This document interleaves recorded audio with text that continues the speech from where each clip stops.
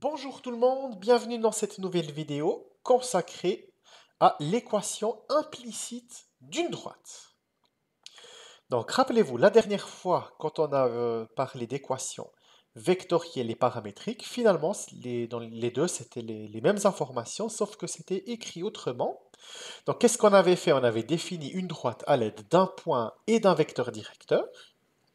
Donc l'objectif ici, ce sera toujours le même, de définir une droite avec un point et un vecteur, mais le vecteur, on le prendra non pas directeur, donc parallèle à la droite, mais perpendiculaire à la droite. On parle alors d'un vecteur normal.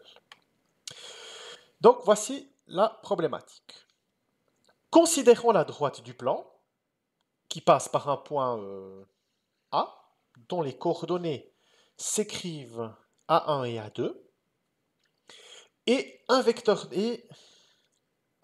normal de composante AB. Donc, qu'est-ce que ça veut dire?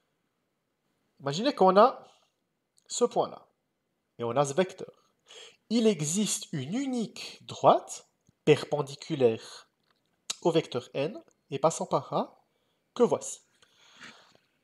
Maintenant, on va chercher à caractériser la condition sur le point P pour que celui-ci appartienne à la droite.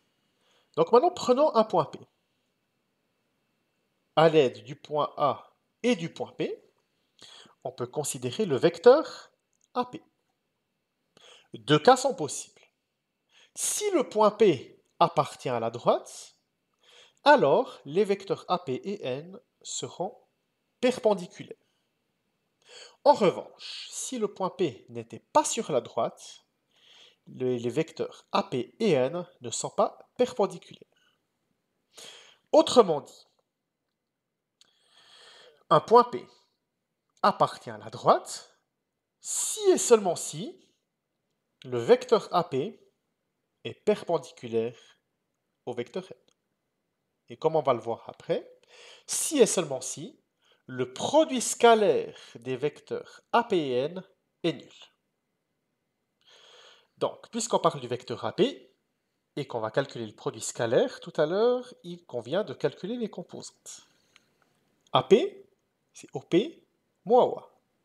C'est-à-dire XY moins 1 à 2. Donc le vecteur AP a comme première composante X moins 1, Y moins 2.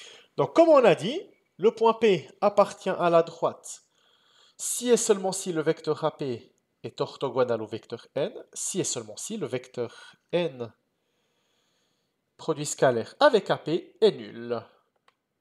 Donc, le produit scalaire entre n et AP, c'est première composante fois première plus deuxième fois deuxième, donc c'est A fois x moins 1 plus B fois y moins 2.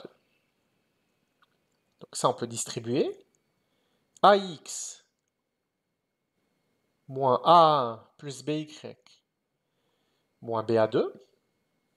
Donc là, j'ai juste échangé l'ordre. Juste écrit AX plus BY en premier, et puis après moins AA1 moins BA2. Donc si vous voulez, concrètement, le vecteur normal, il est censé être connu. Les coordonnées de A, donc A1, A2, c'est des nombres qui sont connus. Mais X et Y, ça caractérise un point du plan. Donc, ce n'est pas un point qui est connu, ça veut dire n'importe quel point. Donc, AX, A, si vous voulez, c'est un nombre, X c'est X, Y c'est Y, B c'est un nombre. Après, AA1 moins BA2, ça, si vous voulez, c'est un nombre qu'on connaît, puisqu'on connaît A, A1, BA2. Et puis la réponse de moins A1 moins BA2, donc c'est un nombre qu'on appelle C. Donc on aimerait que ça fasse 0. Donc, qu'est-ce qu'on a établi? On a établi qu'une droite qui admet le vecteur AB comme vecteur normal, il a pour équation implicite, ou on parle aussi d'équation cartésienne, une équation de la forme AX plus BY plus C égale 0. Donc dès qu'on a une équation de la forme AX plus BY plus C égale 0, c'est ce qu'on appelle une équation implicite ou cartésienne. Et puis géométriquement, les nombres a et b correspondent aux composantes du vecteur normal. Après, vous voyez qu'on aurait pu faire une autre construction. Donc on aurait pu partir des équations paramétriques, éliminer k en faisant des combinaisons linéaires, donc multiplier la première par d2, la deuxième par moins d1, les additionner ensuite, et on trouve la même chose. On retrouve aussi une expression de la même forme. Maintenant, si on a l'équation implicite d'une droite, alors AB, c'est un vecteur normal, et puis moins BA, de même que B moins A, c'est un vecteur directeur. Et puis ça s'appelle un vecteur normal. Donc, AB, c'est un vecteur normal, donc un vecteur perpendiculaire, comme ça. Je prétends que moins BA, c'est un vecteur directeur. En effet, si un vecteur est normal et un autre est directeur, alors ils sont perpendiculaires, alors leur produit scalaire doit être nul. Et en effet, A fois moins B plus B fois A, ça fait moins AB plus AB, ça fait 0.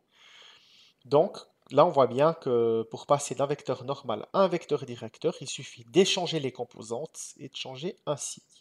Donc c'est-à-dire B vient en haut, A vient en bas, et puis l'un des deux prend un signe moins. Enfin, son signe change. Des équations implicites, il y en a une infinité. Et elles ont la propriété d'être toutes multiples entre elles. Par exemple, 2x moins 3y plus 5 égale 0, c'est une droite qui admet 2 moins 3 comme vecteur normal. Mais si on multiplie tout ça par 2, donc ça fait 4x moins 6y plus 10 égale 0, bah c'est deux équations équivalentes puisqu'elles sont multiples de 2, multipliées par 2. Et 4, là, dans la deuxième version, 4 moins 6, c'est un vecteur normal. Et puis 4 moins 6 et 2 moins 3, c'est deux vecteurs parallèles, donc les deux sont normaux. La seule chose qui change, c'est qu'ils sont multiples. Voilà, je vous remercie pour votre attention et à bientôt pour une prochaine vidéo.